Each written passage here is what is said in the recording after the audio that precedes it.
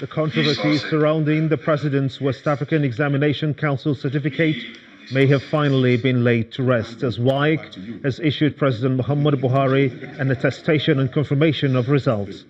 The WAEC registrar, Mr. Eyewadia, presented the document today at the State House in Abuja. President Muhammadu Buhari's secondary school credentials have been called to question in recent times after he submitted his nomination forms to the Independent National Electoral Commission (INEC) without a copy of his certificate. The President maintains that there is no way he would have trained in the army as a senior officer without a certificate.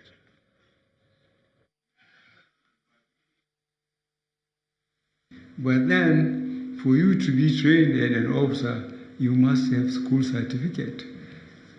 5 credits, before you are allowed to have received officer training. So really, I passed this nonsense of provocation before you join primary school. But I see it in the papers. I went through it before, and I think in my drawer and study at home, I think I've got a photocopy when I had to produce it at a certain stage, when such type of nonsense is happening. During our time, it's very, very difficult, to commit that type of fraud. I didn't say it's impossible, but it's very, very difficult.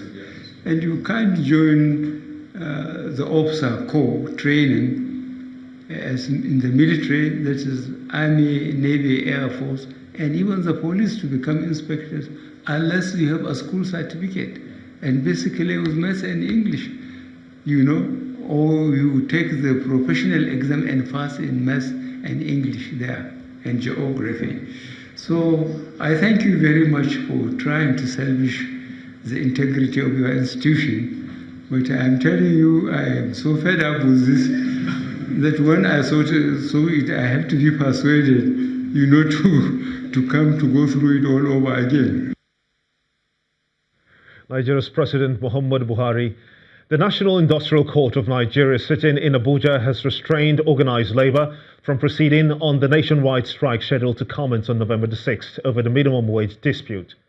In a ruling delivered by Justice Kado Sanusi, the court granted an ex parte application restraining the Nigeria Labour Congress, the NLC, and the Trade Union Congress, the TUC, from engaging in the planned strike pending the determination of the substantive suit filed by the federal government and the Attorney General of the Federation, the AGF.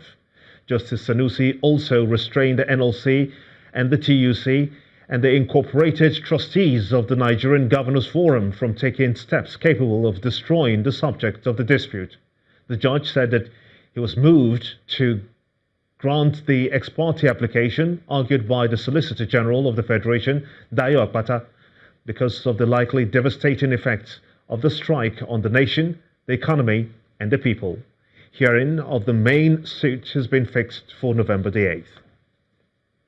In the meantime, the leadership of the Nigeria Labour Congress, the NLC, says that it is not aware of the court order barring its members from embarking on a nationwide strike. Speaking to Channels Television in Lagos, the national chairman of the Labour Union, Ayuba Waba, says that the union is maintaining status quo as workers have to fight for their rights. We just concluded our meeting of the Central Working Committee of all President and General Secretaries of Industrial Union in Nigeria. And we have not been served any process, and I can say clearly that we are not aware of that. When we receive it, then we will be able to convey our organs and look at it. We are not averse to any meeting that is called towards addressing the issue. Our demand is simple. We have concluded the work of the tripartite committee. It took more than 1 year for the negotiation to be concluded. We have arrived at a compromise figure of 30,000. And therefore, going forward is for the report to be submitted to Mr. President, and therefore it should also be transmitted to National Assembly. That's a minimum demand, and I think that demand is not something difficult that can be met, because clearly workers have been patient from 2016 to date. And therefore, we must be able to understand the fact that workers are also pressed because a lot of issues have happened in the economy and it has reduced all the purchasing power of Nigerian workers, and workers have actually been at the receiving end. The strike, if it commences until the demand is met, certainly I cannot be able to predict how it's going to last. But I think if government is serious, these are issues that can be resolved on the round table. And we have committed ourselves to dialogue for the past 1 year. And therefore, nobody can say that workers have not been patient and labor have not been very considerate. In fact, labor and worker need to be commended for the patience. The recalcitrant ones said they cannot afford, but also we have cheering news. Many of them have said they can pay. Jigawa said it will pay. Edo State, a leading example, said it will pay.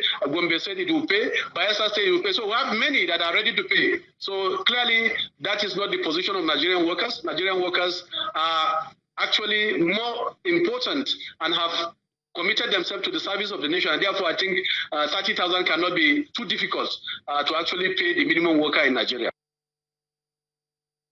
To politics now. The national chairman of the All Progressives Congress, Comrade Adams Oshiomhole, has confirmed receiving an order from the Chief Judge of Imo State instructing the party not to recognize any candidate that emerged from a repeat primary election conducted in the state on October the 6th, 2018. The order was made in a preemptive suit filed by the Deputy Governor of the state, Eze Madumere, challenging the directive for a second primary in which a former chief of staff to the Imo State Governor, Uche Nwosu, was declared winner.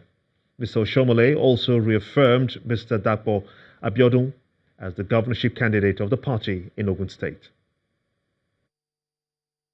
A court order, this time issued by the Chief Judge of Imo State, I emphasize Imo State, where Governor Richards heads the executive branch and the judge heads the legislative branch, the judicial branch.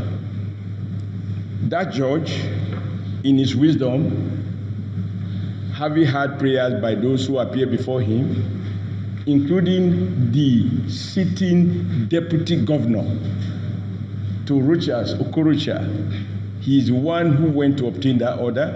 That order directs me not to tamper or not to have anything to do with any so-called secondary or repeat primary, governorship primaries in Imo State.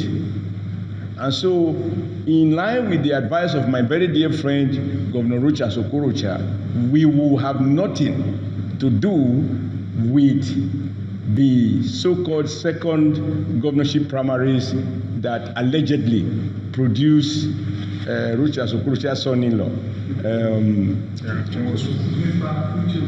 Mr. Uche Nwosu. And for this attack of Rochas for such a wonderful advice. And I hereby accept it in toto, in full, and in good faith. In the meantime, the UN Women in Politics, an entity of the United Nations dedicated to gender equality and women empowerment, is advocating increased female representation in elective and appointed positions in 2019. The country representative of the UN Women in Politics, Mrs. Comfort Lamte, who spoke at a joint conference in Abuja, bemoaned Nigeria's inability to implement the 35% affirmative action. According to her, Nigeria has the lowest representation of female in politics in Africa. Since the return to democratic rule in 1999, Nigerian women have tried to break into the political scene by contesting several elective positions. Unfortunately, women are yet to occupy 15% of all the elective positions in the country. Nevertheless, female politicians in Nigeria are not giving up hope. This conference by the United Nations Women in Politics and the Inter-Party Advisory Council in Abuja is organized to campaign for more female representation in Nigeria's politics, especially as the 2019 general elections approach. Participants highlight the challenges faced by female politicians in the country while calling for an open political space. Most times we talk about our challenges as women. We look at finance and the others, and we tend to shy away from the major problem, and that is the internal party democracy. Because it's without internal party democracy in the political parties, you will have issues of imposition, you will have issues of godfatherism, you will have issues of outright disqualification of women. We are also aware that the reality of the Nigeria situation is a cause for concern.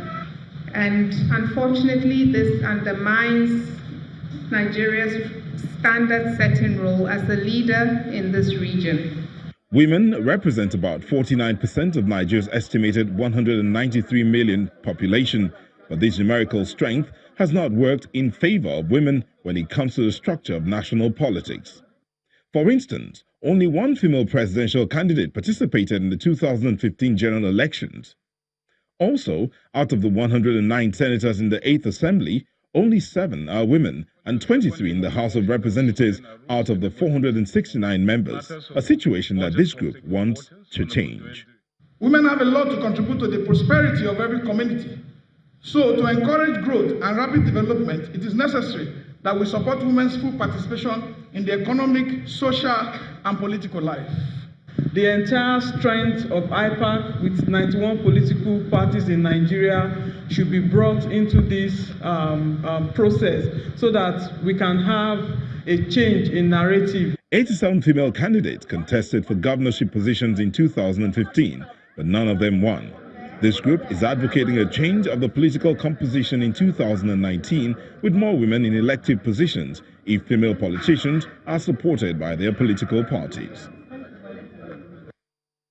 In part 2, after the break, police arrest 3 persons, including the owner of a charity home in Abia State, suspected to be directly involved in human trafficking. Please stay with us.